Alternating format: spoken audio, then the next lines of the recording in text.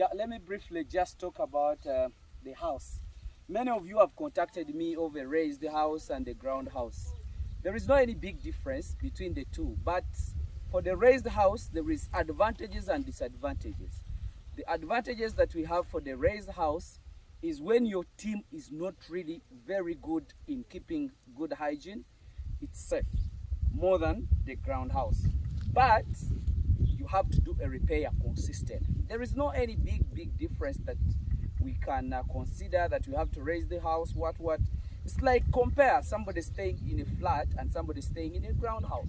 It's the same thing. So the other one is just fancy.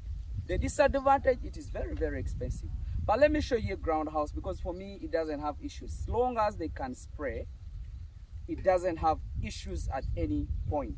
So I want you to come in and then you show them how the portions or the places of a good structure. So this is the entry. The entry is always at the corner just because it is very strategic.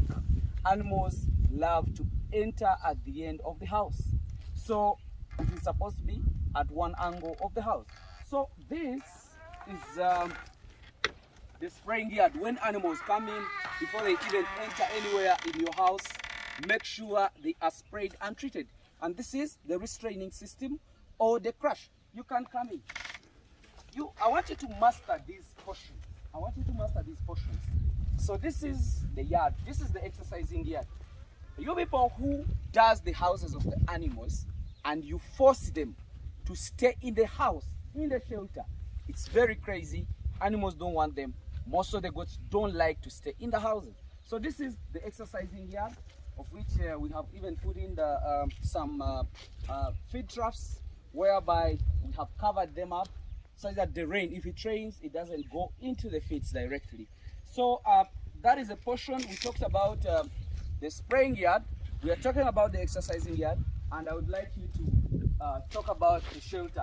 You remember what I told you about the psychology of animals. It's very easy to confine animals in the corner to enter. So these animals in this design, they can easily be handled by one person.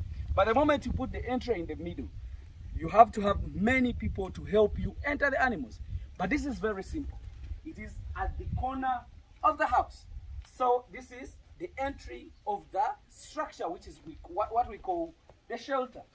So in the shelter itself, we check on the angle of the shelter, whereby the rain here, the rain comes from the other side and this way. So the wind blows from the other side and the rain blows from the other side. So it is hard for the rain to come from this side. So that means that's why we selected to put the kids' pen just in the middle here, or at the corner where the rain doesn't come from. So it comes from the other side. Even if it blows, it can never enter in the kids' pen. So the kids' pen is supposed to be raised, and the whole house is supposed to be on ground. You people always tell me that I cemented my houses. I don't cement my houses. You see what is down here? If the animals come, they will stay in. This place will get used, so we shall not have issues with this. So you people, if you talk about of the house, the structure, don't think about raising the house. You can raise if it is a fancy for you, it's good for you, but economically, it's not viable. Me, what I do the ground houses. We have moved in many farms, and I've done many farms. I supervise many farms, but all my farms, all my design is a ground house. And the animals stay there very well. Very expensive animals stay in this kind of condition. So you people, if you're talking about housing, think about this. This house, it is 15 feet by I think 40 feet. And then the yard is all about, I think 50 by 50 by 50.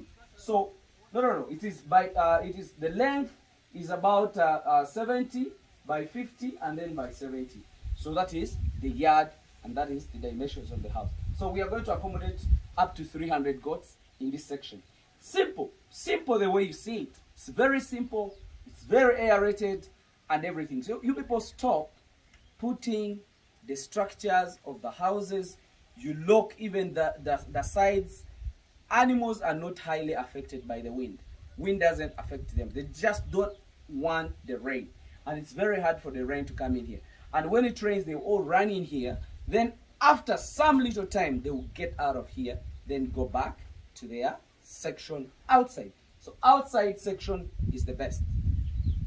Don't enclose the houses. Thank you very much. Let me just wish you the best. Bye.